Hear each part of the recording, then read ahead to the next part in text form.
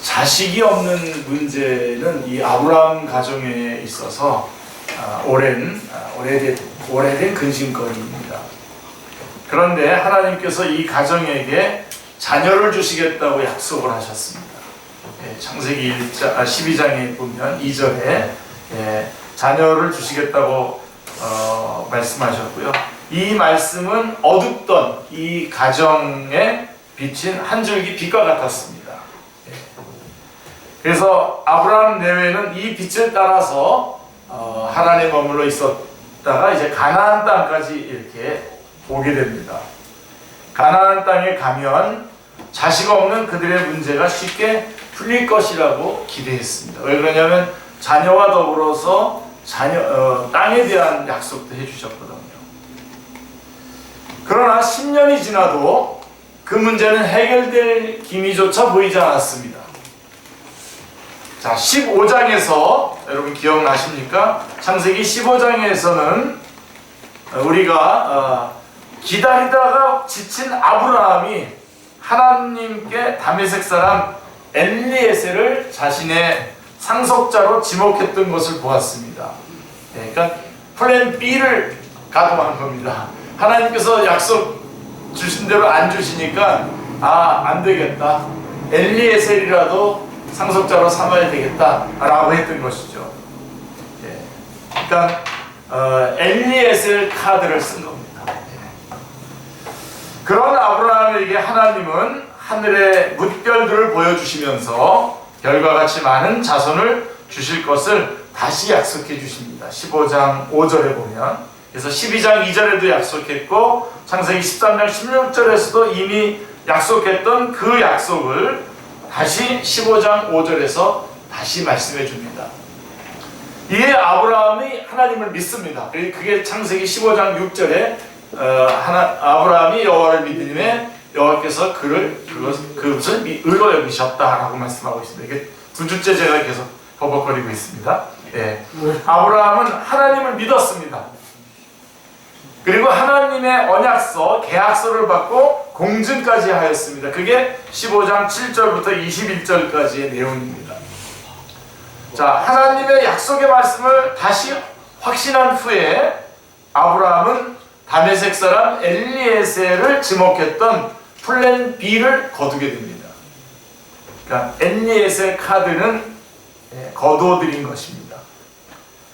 자, 그런데 이제 15장에서는 아브라함이 그 조급한 마음에 엘리에셀 카드를 들이밀었다가 걷어들였고, 이 16장에 들어와서는 오늘 본문이 16장인데 기다리다가 지친 이제는 사레가 하갈을 앞세워서 플랜 C를 발동하는 겁니다. 플랜 C까지. 그러니까 이번에는 하갈 카드를 내민 겁니다. 사레는 남편에게 자기 여종 하갈을 통해서 자녀를 낳자는 뜻밖의 제안을 합니다. 이거 여자로서는 쉽지 않은 제안입니다.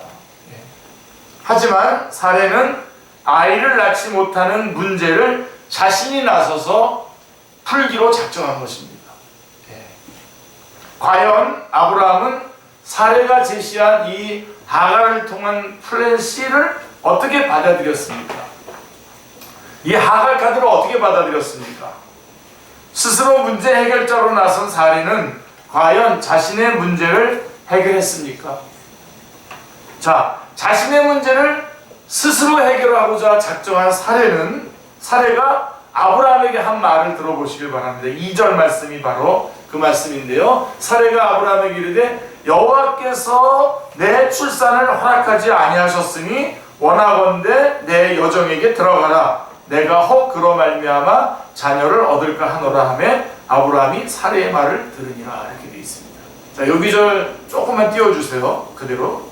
자, 사레가 아브라함에게 한 이 세 마디 말 속에는 우리 세 마디 말 속에서 우리는 사레의 마음이 어떠했는지를 엿볼 수가 있습니다. 오늘 이와 같은 우리의 마음도 같이 여러분들이 엿볼 수 있기를 바라고요. 그래서 문제 해결을 하시기를 바라는데요. 자, 사레가 아브라함이 한 이 세 마디 말 속에서 사레의 마음이 어떠했는지를 엿볼 수 있는데 첫 번째가 이겁니다. 여호와께서는 내 출산을 허락하지 아니하셨다. 자, 이 말 속에서 하나님께 대한 살해의 서운함이 나타나 있습니다.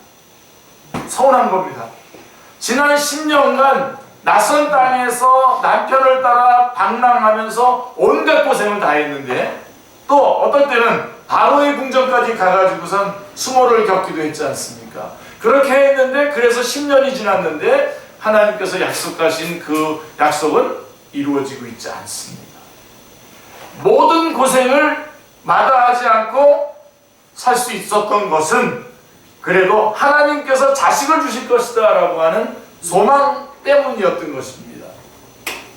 그런데 그렇게 견뎠는데 10년 전이나 지금이나 자기 문제는 조금도 해결되지 않았습니다. 하나님을 믿고 살았으나 하나님을 믿고 살지 않을 때와 달라진 게 없는 것 같았습니다. 적어도 자식 문제만큼은 그랬습니다. 그래서 이제 사례는 마음에서 결론을 내렸습니다. 하나님께서 나에게 아이를 주시지 않는구나. 주시기를 싫어하시는구나. 사례는 하나님께 섭섭했고 서운했습니다. 그리고 이제 두 번째가, 사례는 남편 아브라함에게 명령을 합니다. 그 다음에 명령을 해요. 원하건대 내 여정에게로 들어가라.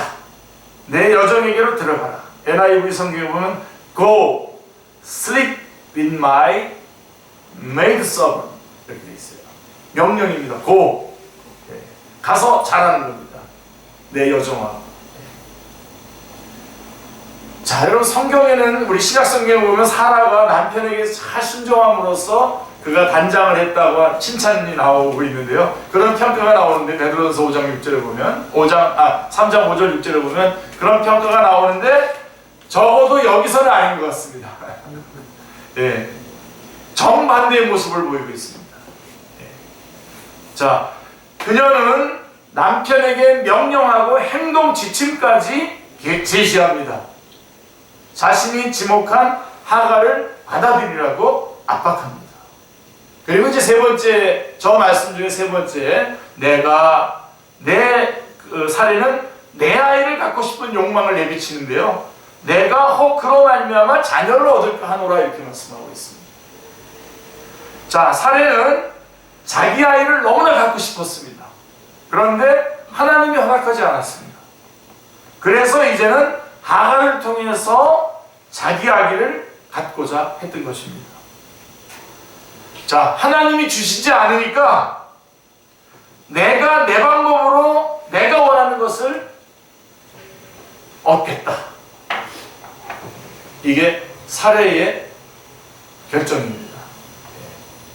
이게 오늘 우리가 지금, 제가 여러분에게 문제를 제기하는 현 주소가 바로 이겁니다. 자, 하나님이 주시지 않으니까 내 방법으로 이것을 해결하겠다. 하나님이 약속하셨는데 아직도 안 주세요. 그러면 플랜 A, 처음에 계획을 끝까지 붙잡고서는 그 약속을 기다리면서 그러는 가운데 믿음도 성장하고, 또 기다리면서 또 여러 가지의 그런 하나님이 주시는 여러 가지 또 복들이 있는데, 그런 것들은 그렇게 하지 않고 어떻게 하기로 결정하면 내가 해결하겠다고 결정을 합니다. 내가 해결하겠다고. 자, 이 사례의 해결책에는 다시 말해서 이 하갈 카드, 이 사례의 해결책에는 매우 심각한 문제가 숨겨져 있는 것입니다. 오늘 많은 그리스도인들이 그렇게 특별하게 어떤 문제의식도 가지지 않은 채 여기에 쑥 빠져들어가는 경우가 얼마나 많은지 모릅니다. 저는 오늘 그것을 여러분에게 좀 들춰내서 이 부분에서 하나님의 말씀으로 우리가 다시 돌아가기를 원하는데요. 자, 사례가 제시한 하갈을 통한 이 플랜 C의 심각성은, 하갈 카드의 심각성은, 이 문제가 하나님께 대한 사례의 서운함에서부터 시작을 했다는 겁니다. 시작된 문제라는, 하나님께 대한 서운함에서부터 시작된 문제라는 것입니다. 그래서 이 안에 심각한 문제가 있는 것입니다. 사례의 말이나 행동을 보면 그녀의 분별력이 많이 흐려져 있음을 볼 수가 있습니다. 하나님께 대한 서운함이 그녀의 분별력을 흐리게 만들었습니다. 자, 서운한 마음 상태에서 한 그녀의 결정은 매우 어리석은 결정이었습니다. 왜냐하면 그녀는 남편에게 지금 간음을 제안하고 있는 겁니다. 간음을 제안하고 있기 때문입니다. 물론 그 당시의 사회 통념상 아이를 낳지 못하는 아내가 자신의 몸종을 남편에게 주어서 아이를 낳게 하는 것은 허물이 되지 않았습니다. 그리고 몸종이나 처백에서나 태어난 아이는 여주인의 소유물로 취급되었습니다. 당시의 문화는 남편이 아내의 몸종과 관계를 갖는 것은 간음으로 취급하지 않았습니다. 자, 그런데 여러분, 우리 그리스도인들이 여기서 딱 주목해야 될 것이 이겁니다. 자, 문화가 그렇다고 해서 하나님 앞에서조차 죄가 되지 않는 것은 아닙니다. 문화가 그렇다고 해서 그 문화에 순화서 산다고 하면서 하나님이 원치 않는 일을 하게 되는 것은 그렇다고 해서, 그렇기 때문에 하나님 앞에서는 이것이 죄가 되는 것입니다. 자, 예를 들어서 우리 어렸을 때 여러분 기억나십니까? 시골, 저도 어렸을 때 이제 시골에 자주 자주 밥 먹으러 갔는데요. 놀러 간 게 아니라, 네. 시골에서 우리 서리 했잖아, 서리. 네. 동네 아이들이 밤중에 모여서 뭐 둘러앉아가지고 뭐 파토놀이도 하고 그러다가 이제 출출하면 어떡합니까? 참외나 수박, 심지어는 닭을 훔쳐가지고 잡아먹는 것을 설이라고 했는데 주인이 이것을 가지고 경찰에 신고하지 않았습니다. 옛날에는. 그냥 아이들이 한 일이니까 넘어가줬죠. 자, 그런데 오늘날 설이하면 어떻게 됩니까? 당장 절도죄로 형사처벌 받습니다.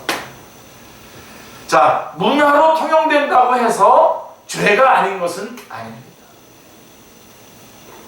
처벌드리는 것은 문화적으로 허용된다고 해도 하나님 앞에서는 간음죄가 됩니다.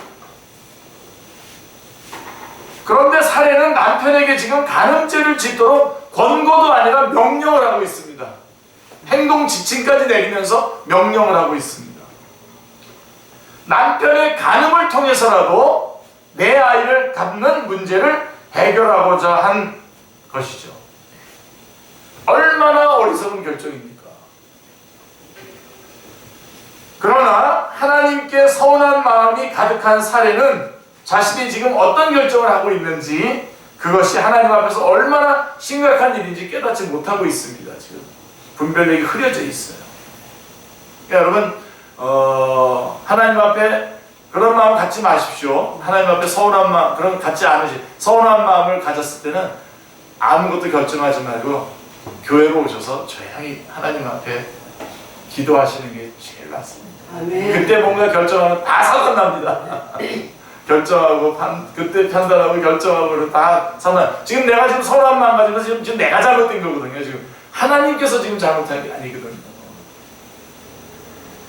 자, 그렇다면 자 15장에서 여러분들이 기억이 나십니까? 15장에서 하나님께 서운한 마음을 가졌다가 돌이켰던 아브라함. 아까 제가 처음에 좀 자, 하나님께서 자식을 주지 않으니까 아브라함은 기다리다가 아브라함이 플랜 B로 뭘 내세웠습니까? 엘리에셀 가족, 우리 종이라도 그런 상속자로 삼아달라고 했었는데 하나님께서 그게 아니라 자, 바깥에 나와서 별을 보여주면서 저 별을 셀 수 있나 봐라. 네 자녀가 저렇게 많을 것이다 라고 말씀해 주셨을 때 아브라함이 그것을 믿고 그 엘리에셀 카드를 걷어들였잖아요. 그래가지고 문제 해결을 받고 하나님의 그 계획이 얼마나 진중하시고 또 정확하게 진행하고 계시는가를 알았다고 한다면 지금 이 사례가 하갈 카드를 내놨을 때에 이 문제의 해결을 받아보았던 아브라함이 사례를 달랬어야 되는 거 아닙니까? 네? 사례를 도와줬어야 되죠. 사례, 나도 당신의 마음을 충분히 이해해. 나도 얼마 전까지 하나님께 얼마나 서운했는지 몰라. 오직하면 내가 내 종 다메섹 사람 엘리에셀을 후계자로 삼으려고 했겠어. 그런데 하나님의 말씀을 받고 보니까 서운함이 사라졌어. 당신도 하나님의 말씀을 받아. 하나님의 약속의 말씀을 다시 한번 기억해. 이렇게 갔어야 되는데 2절 말씀해 보세요. 2절 말씀에 아브라함이 어떻게 합니까? 아브라함이 사레의 말을 들으니라 이렇게 되어 있습니다. 이거 요 앞에 아브라함이 있으면 한 대 줘봤어. 아브라함이 사레의 말을 들으니라. 부부가 왜 있는 겁니까? 한 사람이 잘못하면 한 사람이 막아주려고 있는 건데 같이 지금 섭섭해가지고 하나님께 대해서 투정 부리는 플랜 C를 발동하고 있는데 플랜 B에서 문제 해결을 받아봤던 아브라함이 여기에 같이 동조를 하고 있는 것입니다. 원어 성경에 보면 이렇게 되어 있어요. 2절에 히브리어로 보면 아브라함이 사레에게 순종했다고 되어 있습니다. 아브라함은 아내의 어리석은 명령에 순종했습니다. 아내의 어리석은 결정을 따라했습니다. 아내가 내민 하갈 카드를 넙죽 받아들인 것입니다. 하갈을 통한 플랜 C를 넙죽 받아들인 겁니다. 불과 얼마 전에 하나님의 말씀을 받고 은혜도 충만하고 또 믿음도 충만해진 아브라함이 어떻게 이렇게 할 수 있었을까요? 은혜를 까먹어도 너무 쉽게 까먹은 것은 아닐까요? 자, 아브라함도 어쩔 수 없이 아담의 후예입니다. 아담이 하와에게 순종해서 선악과 따먹었잖아요. 아브라함도 사레에게 순종해서 죄를 지었습니다. 이것은 어쩌면 남편이라는 위치에 있는 모든 남자들의 연약함인지도 모르겠습니다. 그러니까 여러분의 아내가 하나님의 일에 가장 정면으로 도전하는 일을 권고할 수도 있습니다. 서로 깨어 계셔야 됩니다. 어쨌든 아브라함은 아내의 말에 순종하여서 하갈에게 갔고 잠자리를 같이 했고 기적과 같이 하갈에게서 아브라함의 아기가 생겼습니다. 아브라함이 가나안에 산 지 10년 만에 그리고 결혼생활 수십 년 만에 처음으로 아브라함은 자신의 아기를 갖게 되었습니다. 아브라함은 얼마나 신기하고 기뻤겠습니까? 이거 혹시 하나님의 복이 아닌가? 라고 생각하지 않았겠습니까? 네. 하나님께서 내 몸에서 태어나는 자가 부사가 된다고 하셨지 사라의 몸에서 태어난 자라고 말씀하시지 않았거든? 내 몸에서 태어난 자가 내 자식이 된다고 하셨잖아. 하갈을 통해 아기가 생긴 것도 내 몸에서 태어난 것이니까 하나님의 약속이 드디어 성취되었구나. 이런 신기한 방법이 있었는데 이제껏 내가 이 방법을 몰랐네 하면서 기뻐했을지도 모릅니다. 그러나 여러분, 이것은 분명한 명백한 자기 합리화입니다. 하나님의 약속의 말씀을 교묘하게 왜곡시킨 적용이었습니다. 자, 신약성경 갈라디아서는 이 아브라함에 대해서 이렇게 말씀하고 있습니다. 아브라함이 육체를 따라 아들을 얻었다고 평가하고 있습니다. 육체를 따라 얻었다라고 하는 말은 통상적인 방법으로 in the orderly way라고 되어 있습니다. 그냥 평상적인 방법으로, 즉 문화나 관습, 사회에 통용되는 방식으로 자식을 얻었다는 겁니다. 사람이면 누구나 따르는 방식으로 얻었다는 의미입니다. 자, 그런데 이 방식은 하나님의 방식이 아니었습니다.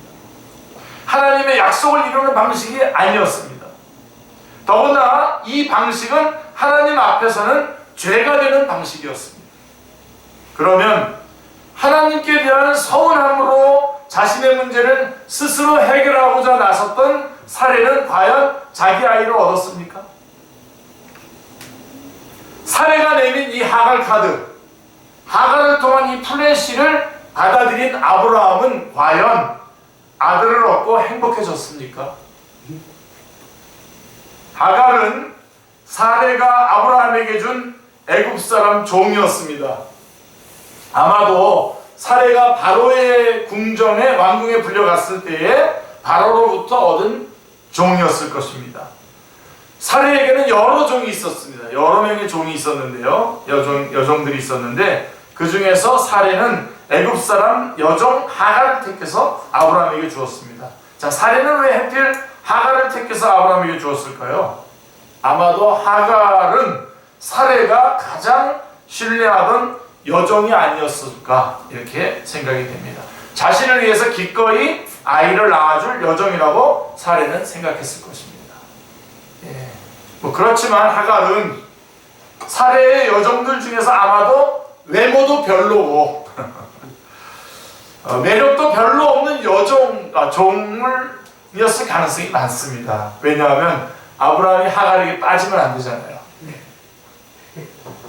자, 그런데 사례가 전혀 예상치 못한 일이 벌어졌습니다. 하갈이 자신이 임신한 것을 알고는 자기 여주인 사례를 깔보았기 때문입니다. 여주인을 멸시했습니다. 여주인을 하찮게 여겼습니다. 이게 달라진 겁니다. 시시하게 가볍게 보았습니다. 임신을 하고 나니까 여주인이 그렇게 보였어요. 임신을 하기 전 하갈과 임신을 한 하갈은 달랐습니다. 사례의 여종이었던 하갈과 아브라함의 아이를 임신한 하갈은 달랐습니다. 하갈이 달라졌습니다. 우리 이런 말이 있죠. 그 사람을 진정으로 알려면 그 사람에게 돈과 권력을 줘봐라 라고 하는 말이 있습니다. 이건 저는 뭐 정말 실감하고 있습니다. 돈을 가지기 전에 사람과 돈을 가진 후에 사람은 다릅니다. 권력을 쥐기 전에 사람과 권력을 쥔 후에 사람은 다릅니다. 우리 축구팀에도 저 사람은 안 된다 그래요. 그래서 왜 안 되냐 그러면 딱 이거예요. 저 사람은 무슨 감독을 시키거나 무슨 단장을 시키면 안 된다 그래요. 왜 그러냐면 저 사람은 딱 완장차는 달아준다. 취직하기 전에 사람과 취직 후의 사람이 달라지. 결혼하기 전에 사람과 결혼 후의 사람이 다릅니다. 임신하기 전과 임신 후의 사람이 다릅니다. 여러분, 사람은 그렇습니다. 사람이 그렇게 달라집니다. 만약 사람을 넣고 어떤 변수를 입력해서 이 사람이 앞으로 어떻게 달라질지를 감별해낼 수 있는 그런 기계를 하나 발명한다면 아마 이거 HR 쪽에서 완전히 대박 날 것 같습니다. 이런 것들 딱 입력해서 넣으면 이 사람이 어떻게 바뀐다 이런 그런 기계를 하나 좀 만들어내시면 대박이 날 것 같습니다. 예. 사람은 그렇게 쉽게 변하고 그래서 알기가 어렵습니다. 그 사람이 어떤 사람인지 알기가 어려워요. 돈을 가져도 여전히 권력의 자리에 올라가도 여전히 변하지 않는 사람, 그런 사람이 그리운 세상이죠. 예. 사례는 하갈의 변신에 큰 충격을 받았을 것입니다. 엄청난 배신감으로 고통스러웠을 것입니다. 사례는 그 고통을 남편에게 호소하며 퍼부었습니다. 5절에 보시면 사례가 아브라함에게 이르되 내가 받는 모욕은 당신이 받아야 옳도다. 내가 나의 여종을 당신의 품에 두었거늘 그가 자신의 임신함을 알고 나를 멸시하니 당신과 나 사이에 여호와께서 판단하시기를 원하노라. 예. 자, 사례의 말 속에는 하갈이라고 하는 인격적인 말이 없습니다. 예. 여종, 그가라고 이렇게 말하고 있습니다. 하나님에 대한 서운함이 하갈에 대한 서운함으로 그리고 남편에 대한 서운함으로 증폭되어 가고 있는 것을 볼 수가 있습니다. 예. 그 서운함이 절정에 달해서 사례는 남편에게 마구 퍼부었습니다. 이제 둘 사이의 관계가 위태로워졌습니다. 아브라함은 자신을 찾아와 퍼부어대는 사례의 기세에 눌렸는지 사례가 하갈에 대한 하갈에 대해서 마음대로 결정하도록 위임해버립니다. 사례는 하갈을 못살게 굴었습니다. 거기 6절에 보면요, 학대했다 그랬어요. 학대. 그 무슨 뜻이냐면 괴롭게 하고 압박을 했다는 것입니다. 여주인이 못 살게 구니 하갈은 살 수가 없었습니다. 하갈은 자신의 생명뿐만 아니라 아이의 생명까지 위험하다고 판단했습니다. 그래서 도망갔습니다. 도망쳤습니다. 가나안과 애굽 사이에 있는 술 광야로 도망쳤습니다. 고향이 애굽이니까 애굽 쪽으로 도망가는 거죠. 아브라함의 집안은 그야말로 풍비박산이 났습니다. 아브라함과 사레의 결혼 생활은 위태로워졌습니다.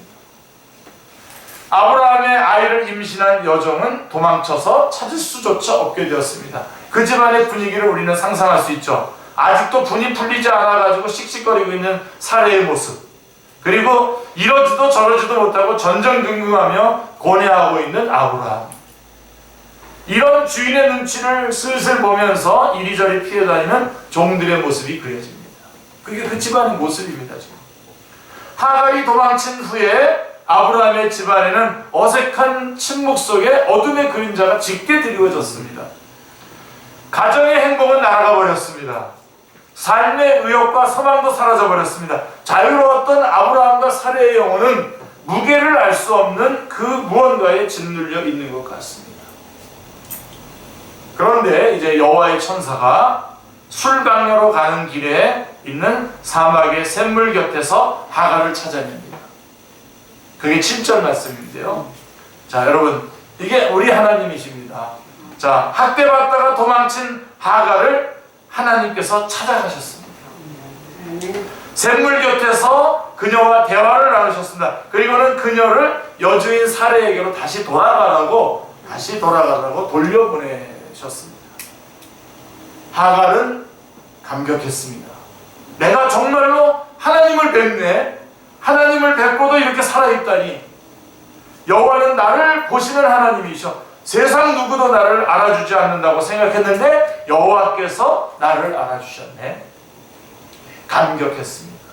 그녀는 그곳에 있는 샘물의 이름을 브엘라에로이라고 하는, 즉 나를 보시는 살아계신 분의 운물이라고 그 이름을 지었습니다. 브엘라에로이라고 하는.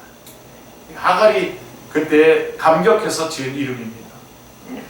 사라에게 돌아온 하갈은 아들을 낳았고 아브라함은 그 아들의 이름을 이스마엘이라고 지었습니다. 자, 아브라함이 이스마엘을 낳을 때에 그의 나이가 86세입니다. 자, 이스마엘이라는 이름의 뜻은 하나님께서 들으심이라고 하는 뜻입니다. 하나님은 학대받던 하갈의 부르심을 들어주셨습니다. 그녀에게 긍휼을 베푸셔서 아들을 낳게 하실 뿐만 아니라 그 아들을 통해서도 한 민족을 이루어 주십니다. 하나님은 이로써 아브라함 가정을 회복시켜 주셨습니다. 하갈이 사레에게 복종함으로써 사레와 하갈의 관계를 회복시켜 주셨고, 하갈을 통해서 무사히 아브라함이 아들을 얻을 수 있도록 해주셨습니다. 아브라함의 가정은 이전처럼 온전히 회복된 듯이 보였습니다. 그러나 이스마엘의 탄생은 이제 17장으로 넘어가기가 좀 겁납니다. 17장에 가면 이제 이 이스마엘로 말미암아 아브라함 가정에 전혀 새로운 문제가 또 다 가져오게 되죠. 이 17장에 그 이야기가 17장에 나오는데요.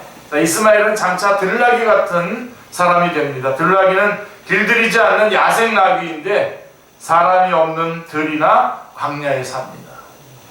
성경에는 이 들나귀는 지각 없이 허망한 자, 보호자 없는 처량하고 불쌍한 존재, 끊임없는 욕정으로 가득 찬 자라고 하는 등으로 비유하고 있습니다. 이스마엘은 사람들을 대적하고 사람들도 이스마엘을 대적합니다. 그는 자기의 모든 형제들과 마주대하여 즉 갈등하며 살게 됩니다. 이스마엘의 탄생은 앞으로 일어날 아브라함 후손들 사이에 심각한 갈등을 예고해 줍니다. 자, 결과적으로 사레가 제시한 하갈 카드는, 하갈을 통한 플랜 C는 아브라함이 버려야 했던 카드입니다. 버렸어야 됩니다. 이 계획을 진행하지 않았어야 됩니다.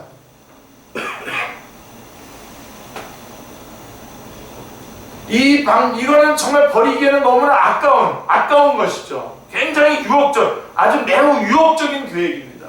아주 유혹적인 카드입니다. 그래도 버려야 됐습니다.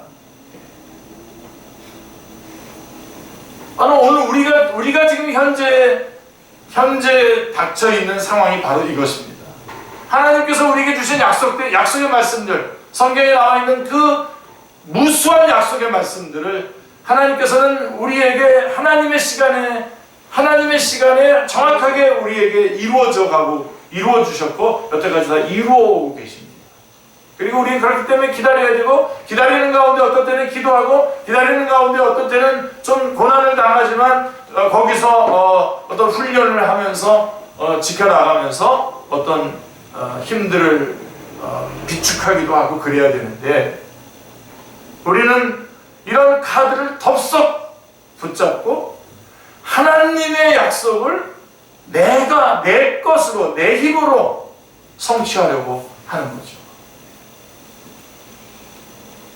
결국 아브라함은 그 계획을 사용했고 그 결과로 이스마엘을 얻었으나 그로 인해서 아브라함의 가정은 새롭고도 엄청난 문제를 만나게 됩니다.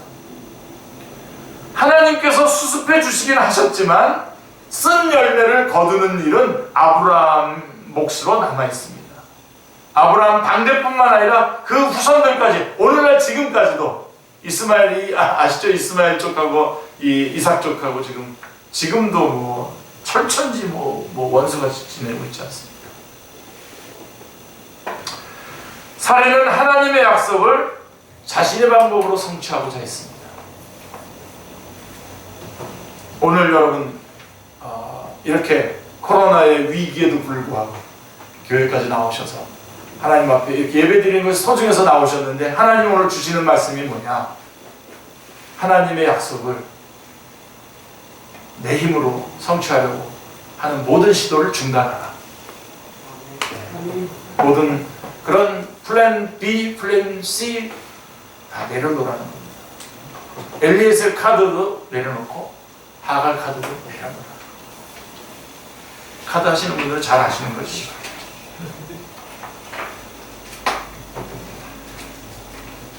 사례는 죄를 통해서 문제를 해결하고자 했습니다.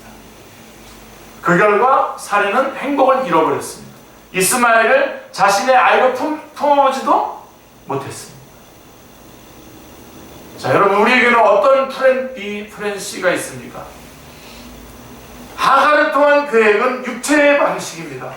이것은 일반적인 사람들의 방식으로 하나님의 뜻을 이루고자 하는, 세상적인 방식으로 하나님의 뜻을 이루려고 하는, 아니요, 사실은 자기의 뜻을 이루려고 하는 것이죠. 이런 방식을 쓰지 않는 게 믿음입니다. 아멘. 하나님의 약속을 세상의 방법으로 이루려고 하는 이 방식을 안 쓰는 것이 믿음입니다. 아멘. 믿음은 하나님이 약속하신 것을 하나님이 이루시도록 기다리는 것입니다. 아멘. 기도하겠습니다. 하나님의 약속을 하나님의 방법으로 이루시도록 기다리는 믿음을 우리 가운데 주시옵소서. 사례의 명령으로 아브라함이 하갈을 취한 것처럼 하나님의 약속을 자신의 방법으로 해결하려고 하는 유혹을 단호하게 거절하게 하여 주시옵소서. 예수님의 이름으로 기도드리옵나이다.